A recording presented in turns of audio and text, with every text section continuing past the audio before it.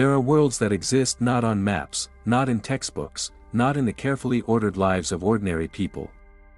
They are hidden, waiting behind the faintest of doors, whispering their secrets only to those who are brave, or foolish, enough to enter.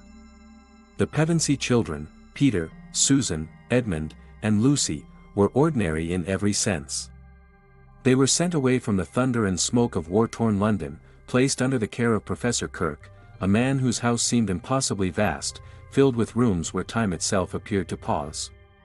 Yet within that endless house, behind an old wardrobe padded with coats, the first threads of magic waited, and the moment Lucy's hand brushed against the fur, the world shifted.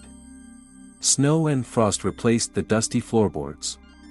Trees whispered, and a lantern glowed in the distance, suspended in silence. Narnia had begun to awaken. Lucy's first steps into Narnia were innocent, almost playful. She met a faun named Mr. Tumnus, whose gentle eyes betrayed a fear he did not fully understand.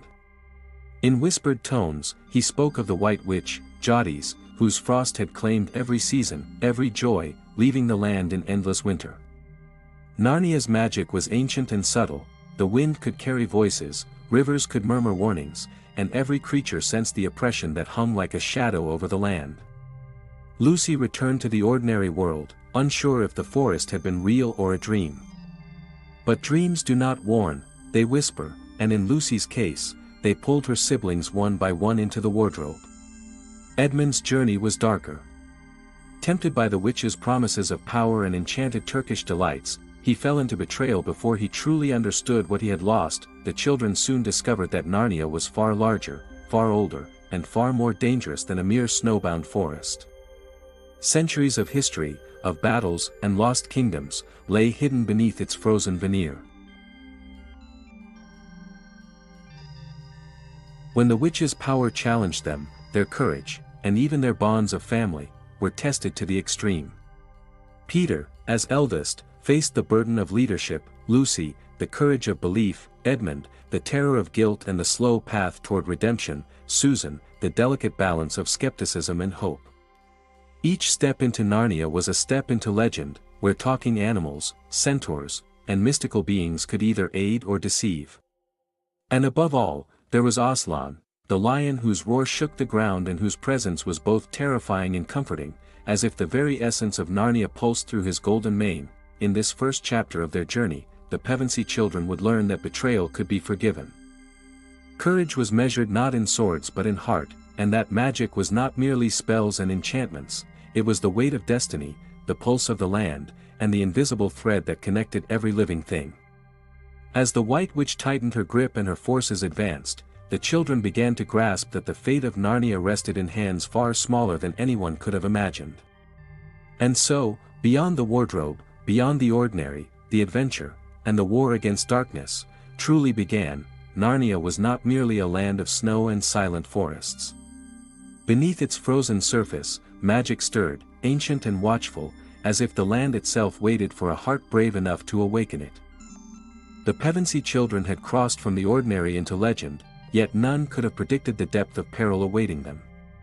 Edmund, still shadowed by his betrayal, moved like a man caught between two worlds, the warmth of family and the cold promises of the White Witch. Every step he took in Narnia reminded him of the consequences of desire, of temptation, of the seductive pull of power. The witch's enchantments were subtle, they did not shout, they whispered, pressing on the mind like ice slowly cracking stone.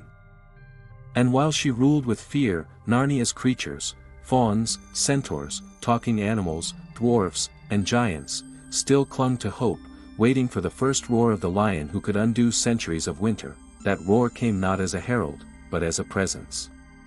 Aslan, the great lion whose mane seemed lit with the fire of creation, returned to Narnia, his footsteps shaking the frost from the trees. His arrival was at once terrifying and comforting, even the witch's magic recoiled in recognition of his power. He was not merely a warrior but the embodiment of Narnia's soul, wise beyond years, patient beyond mortal understanding, and unflinching in the face of darkness. With Aslan's guidance, the children learned that courage was not absence of fear, but the strength to act despite it. Peter, the eldest, discovered leadership in ways that were brutal and beautiful. Lucy understood that belief, when tempered with humility, could move mountains. Susan learned that skepticism could coexist with faith, and Edmund, finally redeemed, embraced the hard path of forgiveness, realizing that love and loyalty outweighed all promises of temptation. Together, under Aslan's counsel, they became a force that the witch could not ignore. The battle that followed was a clash of wills, not merely armies. Narnia's forces, from the smallest talking mouse to the towering centaur, fought alongside the Pevensies against the witch's endless horde of icy minions. Arrows flew, swords clashed, and magic tore through the skies. Yet the true test came not on the battlefield, but in the witch's deception.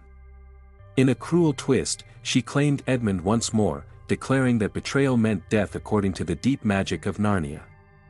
The Pevensies were powerless, frozen in despair. Then Aslan stepped forward, offering himself in place of the boy. His sacrifice was at once terrible and miraculous, a demonstration that love and courage could defy even death itself. And while she ruled with fear, Narnia's creatures, fauns, centaurs, talking animals, dwarfs, and giants, still clung to hope, waiting for the first roar of the lion who could undo centuries of winter. That roar came not as a herald, but as a presence. Aslan, the great lion whose mane seemed lit with the fire of creation, returned to Narnia, his footsteps shaking the frost from the trees. His arrival was at once terrifying and comforting. Even the witch's magic recoiled in recognition of his power. He was not merely a warrior but the embodiment of Narnia's soul, wise beyond years, patient beyond mortal understanding, and unflinching in the face of darkness. With Aslan's guidance, the children learned that courage was not absence of fear, but the strength to act despite it. Peter, the eldest, discovered leadership in ways that were brutal and beautiful. Lucy understood that belief, when tempered with humility, could move mountains. Susan learned that skepticism could coexist with faith, and Edmund, finally redeemed, embraced the hard path of forgiveness, realizing that love and loyalty outweighed all promises of temptation. Together, under Aslan's counsel, they became a force that the witch could not ignore. The battle that followed was a clash of wills, not merely armies. Narnia's forces, from the smallest talking mouse to the towering centaur, fought alongside the Pevensies against the witch's endless horde of icy minions. Arrows flew, swords clashed, and magic tore through the skies. Yet the true test came not on the battlefield, but in the witch's deception. In a cruel twist, she claimed Edmund once more, declaring that betrayal meant death according to the deep magic of Narnia. The Pevensies were powerless, frozen in despair. Then Aslan stepped forward, offering himself in place of the boy. His sacrifice was at once terrible and miraculous, a demonstration that love and courage could defy even death itself. After the Pevensie reign had brought peace, a new shadow stirred. Narnia, though free from the White Witch's tyranny, was not safe from betrayal, greed, and forgotten promises. Prince Caspian, the rightful heir to the throne of Narnia, grew in a world where kings and queens had ruled with wisdom, yet his uncle, King Miraz, seized power through treachery, erasing the memory of the old ways. Narnia's forests whispered of injustice, rivers carried the murmur of rebellion, and even the smallest creatures, the talking mice, the dwarfs, and the fauns, longed for the return of true leadership. Into this unrest, the Pevensies were called once more, summoned not by chance, but by the deep, ancient pulse of magic that connected all life in Narnia. The journey back was far from the innocence of the first adventure. Peter, Susan, Edmund, and Lucy returned not as children, but as seasoned rulers, carrying the weight of experience and loss. They found Narnia changed, the stone castles overgrown with ivy, forests haunted by the cruelty of Miraz's soldiers, and the air heavy with sorrow. Caspian, though brave, was young and uncertain, yet his heart carried the spark of hope that could ignite armies. Guided by the mystical trumpet that called him to battle, the Pevensies joined him in a struggle against overwhelming odds. Battles raged through forests and plains, where swords clashed and arrows pierced the winter sky. Yet it was not brute force alone that turned the tide, it was strategy, courage, and the unbreakable spirit of Narnia's creatures, who rose from hiding to reclaim the freedom stolen from them. amidst the chaos, magic deepened and mysteries unfolded. The great lion Aslan returned once more, not merely as a guide, but as the embodiment of Narnia's will. He appeared to inspire courage, to whisper secrets of courage, loyalty, and sacrifice. Through Aslan, the Pevensies and Caspian learned that leadership is not in titles, nor in armies, but in the ability to act with wisdom. When faced with impossible choices, the final confrontation with King Miraz was swift and devastating, a reminder that betrayal leaves scars not only on kingdoms but on the hearts of men. Victory, though achieved, was tempered with sorrow. Life in Narnia, like in the ordinary world, demanded that those who survived remember those who had fallen. After the battle, the Pevensies embarked on a voyage that few had ever imagined, aboard the ship Dawn Treader. Their journey took them across seas uncharted, toward islands where magic and mystery defied all known law. They encountered dragons whose scales shimmered like molten jewels, invisible waters that carried them through storms without warning, and lands where ancient prophecies lived in the rocks and trees themselves. Each step tested not only their bravery but the strength of their hearts.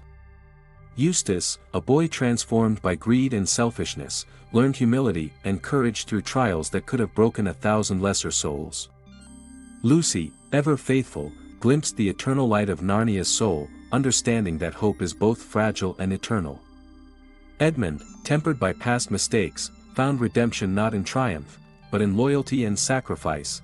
Finally, their voyage led them to the utter edge of the world, where the sky seemed to meet the sea, and time itself ended.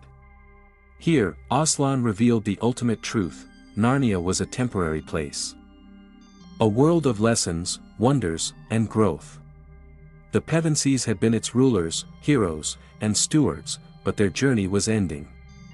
Beyond the edge, they glimpsed the reality that awaited beyond Narnia, a place of finality and destiny far greater than any kingdom. With hearts heavy yet enlightened, they understood that magic is not merely a gift of power, it is the courage to face the unknown, the wisdom to act when all seems lost, and the love that binds ordinary beings into legends. When they returned to the ordinary world, no time had passed, and yet they were forever changed. The wardrobe remained, silent and unassuming, yet alive with the pulse of Narnia. The lessons, the sacrifices, the friendships, and the courage endured, waiting for the next souls brave enough to answer the call. Narnia, like all worlds of true magic, had taught them that endings are beginnings, that power is nothing without heart, and that even the smallest creature can alter the fate of kingdoms. And in the quiet moments, when the wind whispered through the trees, they could still hear the roar of the lion who ruled not with fear, but with eternal love. The Chronicles of Narnia had come to an end, but its legend would echo forever, in every heart willing to believe, and in every world ready to awaken.